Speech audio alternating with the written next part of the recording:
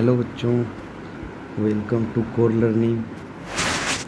आज हम इस चैप्टर में क्लास 9 का केमिस्ट्री का एक बहुत इम्पोर्टेंट टॉपिक के बारे में बात करना पसंद करेंगे जिसका नाम है मोल कॉन्सेप्ट।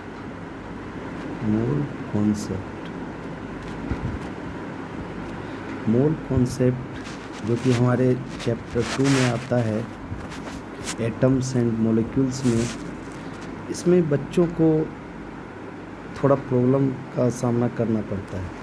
थोड़ा सा टॉपिक है, स्टूडेंट सीबीएसई के स्टूडेंट, खास करके स्टेट बोर्ड्स के स्टूडेंट जो है इसको पहली बार समझने का कोशिश कर रहे होते हैं, तो उस दरमियान थोड़ी सी प्रॉब्लम इसमें आ जाती है। तो हम समझने का कोशिश करेंगे कि ये मोल कॉन्सेप्ट होता क्या है। ठीक है, हम लोग 9th लेवल पे ही देखेंगे, उसी लेवल पे समझने का प्रयास करेंगे। ठीक है, तो देखिए, जैसे कि हम लोग सब पढ़ते हैं एटॉमिक मास,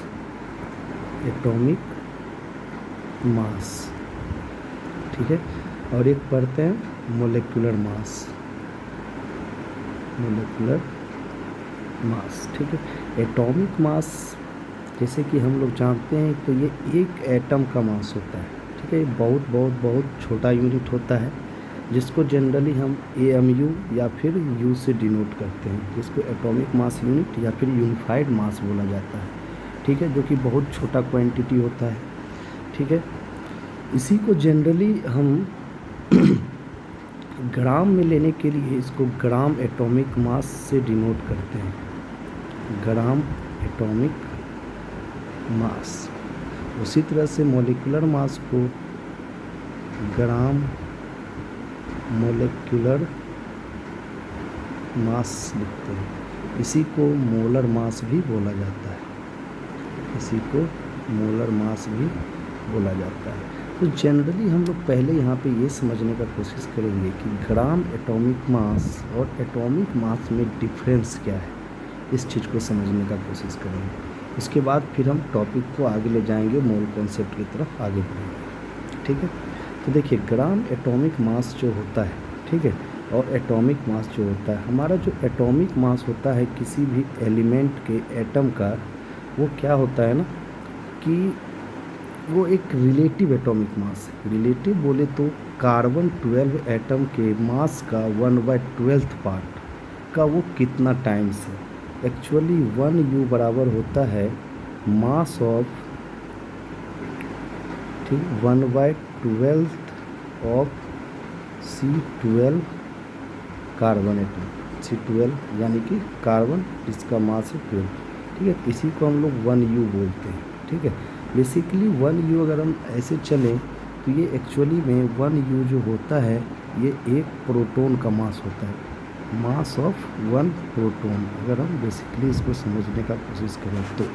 ठीक है, और यहाँ पे हम बताने का कोशिश करेंगे कि 1 प्रोटॉन का जो मास होता है, मास ऑफ 1 प्रोटॉन जो होता है वो क्या होता है, 1.66 × 10⁻⁻24 ग्राम और 1.66 × 10⁻⁻27 kg, इस तरह से लिखते हैं। ठीक है, तो ये हमारा ग्राम एटॉमिक मास होता है, एटॉमिक मास होता है। तो 1U जनरली इतना के ही बराबर होता है। अब देखिए, हम लोग यहाँ पे ये समझने का कोशिश करेंगे ये ग्राम एटॉमिक मास आखिर होता क्या है। तो ग्राम एटॉमिक मास जो होता है, जनरली ऐसा समझिए कि अगर कार्बन का, ठीक है, कार्बन एटम का अगर एटॉमिक मास, इसका एटॉमिक मास, ठीक है, इसका एटॉमिक मास अगर 12U है, तो इसी का ग्राम एटॉमिक मास जो है वो हो जाता है 12G। ठीक है, तो ये 12G जो है ये जनरली है क्या, ये एक जगह 12U लिख रहे हैं, एक जगह 12G लिख रहे हैं। देखो, 12G जो जनरली होता है, ये क्या होता है ना, 12 ग्राम ऑफ कार्बन मीन्स होता है, implies date 6.022 × 10⁻23 atoms of carbon के मास के बराबर, ऑफ कार्बन के मास के बराबर, ठीक है। Mass of 6.022 into 10⁻23 atom of carbon, इतना एटम मिल के जो है वो मास बनाता है कितने ग्राम का, तो 12 ग्राम का बनाता है। यही है हमारा ग्राम एटॉमिक मास, ठीक है। अब देखो हम लोग समझने का कोशिश करेंगे कि ये हुआ कैसे, ठीक है। ग्राम एटॉमिक मास, ये नंबर क्या है, नंबर को हम लोग क्या बोलते हैं, तो यहाँ से अब हम लोग थोड़ा सा मोल के बारे में समझने का कोशिश करेंगे। मोल कॉन्सेप्ट जो है बेसिकली ये केमिस्ट्री में एक यूनिट है। जैसे कि हम लोग केला लाने जाते हैं तो बोलते हैं हमको 1 दर्जन केला दे दीजिए, 2 दर्जन जो भी है। अगर हम सब्ज़ी लाने जाते हैं तो किलो के हिसाब से बोलते हैं दे दीजिए। कोई भी चीज़ दूध लाने जाते हैं तो लीटर के हिसाब से, है कि नहीं। वैसे ही केमिस्ट्री का जो यूनिट है मापने का, उसी को हम लोग मोल बोलते हैं। एक तरह से मोल को बोला जाता है डजन ऑफ केमिस्ट, एक तरह से केमिस्ट का डजन के जैसा वर्क करता है, ठीक है। हम हर एक चीज़ को मोल में काउंट करते हैं, हर एक चीज़ को मोल में काउंट करते हैं। जैसे में कि 1 मोल ऑफ कार्बन एटम, यानी कि कितना एटम हो गया ये 6.022 into 10⁻23 atoms of carbon, atoms of carbon, ठीक है। अगर बोला जाए 1 मोल ऑफ H2O मोलिक्यूल, इसका मतलब क्या हो गया 6.022 इंटू 10⁻23 मोलिक्यूल्स ऑफ H2O, ठीक है।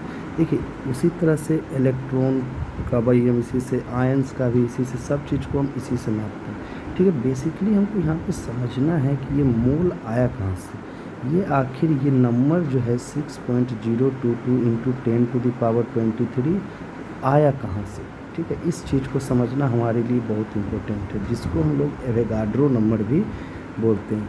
तो देखिए एक केमिस्ट थे, उनका नाम था एवोगाड्रो, ठीक है। उन्होंने क्या किया, जितना भी एटम था, ठीक है, जितना भी एटम था उसके ग्राम एटॉमिक मास से, ठीक है, ग्राम एटॉमिक मास से जब उसको उसके एटॉमिक मास से डिवाइड किया जा रहा था तो हमेशा ये नंबर एक कांस्टेंट आ रहा था, ठीक है, हमेशा ये एक नंबर कांस्टेंट आ रहा था। तो उसी चीज़ को हम लोग यहाँ पे समझने का कोशिश करेंगे। एक्चुअली में ये जो नंबर होता है, ठीक है, 1 मोल इज इक्वल टू, हम बोल सकते हैं ग्राम atomic mass divided by atomic mass, gram atomic mass divided by atomic mass, ठीक है। इसी को हम लोग मोल बोलते हैं, ठीक है। अब देखिए ये जो हमारा मोल है 1 मोल, और इसका वैल्यू हर एक, जैसे कि कार्बन का हो या ऑक्सीजन का हो या फिर किसी का भी हम लोग निकालने जाते हैं तो बार बार हमारा यही नंबर निकल के आता है। फॉर एग्ज़ाम्पल ऐसा समझने का कोशिश करेंगे हम लोग कि मान लीजिए कार्बन का हम निकाल रहे हैं, कार्बन का ग्राम एटॉमिक मास होता है 12 ग्राम, ठीक है, और इसका एटॉमिक मास होता है 12 U, ठीक है।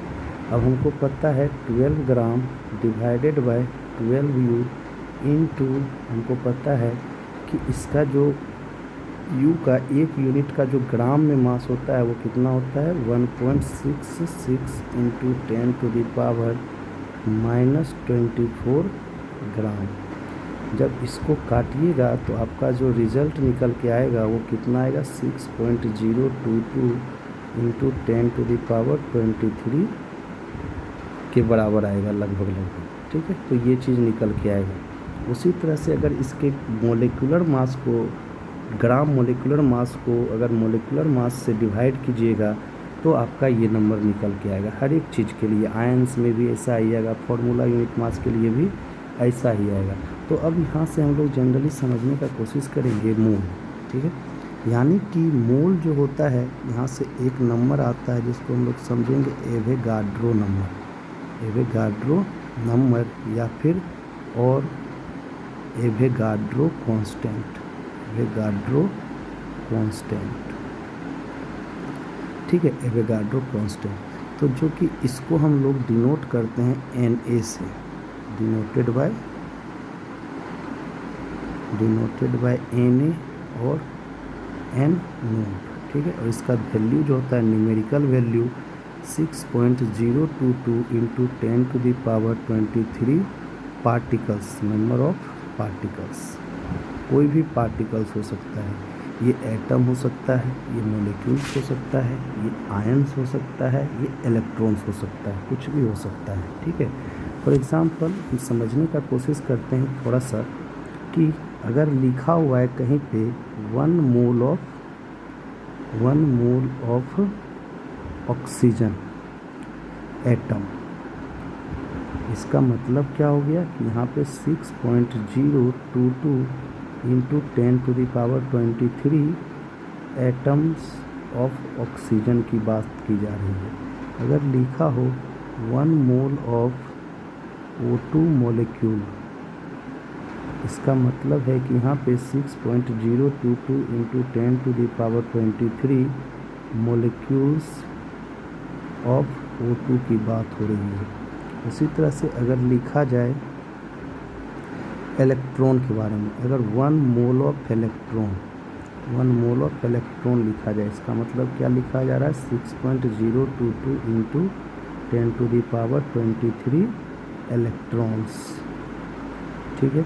उसी तरह से अगर आयन लिखाया जाए, ठीक है, आयन लिखा जाए आयन के रूप में, अगर 1 mole of Na plus ion या फिर सोडियम आयन, तो इसका मतलब क्या लिखा हुआ है 6.022 इंटू 10⁻23 Na प्लस आयंस, ठीक है। तो ये एक यूनिट मोल जो है, एक तरह से ये क्या है, एक मेज़रमेंट है केमिस्ट्री में हर एक चीज़ को मापने का, ठीक है। इसी से हम लोग मापते हैं केमिस्ट्री में सारी चीज़ को। अब इस पर थोड़ा सा क्वेश्चन को हम लोग समझने का कोशिश करेंगे। जैसे कि लिखा हुआ हो अगर 12 ग्राम ऑफ कार्बन, क्या लिखा हुआ है 12 ग्राम ऑफ कार्बन, तो इसमें कितना मोल होगा, तो हम लोग को क्या फॉर्मूला होता है कि नंबर ऑफ मोल बराबर होता है ग्राम atomic mass divided by atomic mass, या फिर अगर मॉलिक्यूल्स हो उसके लिए ग्राम मोलिकुलर मास, या फिर molar mass divided by atomic mass, ठीक है। इस तरह से ये तो नंबर ऑफ मोल हो गए।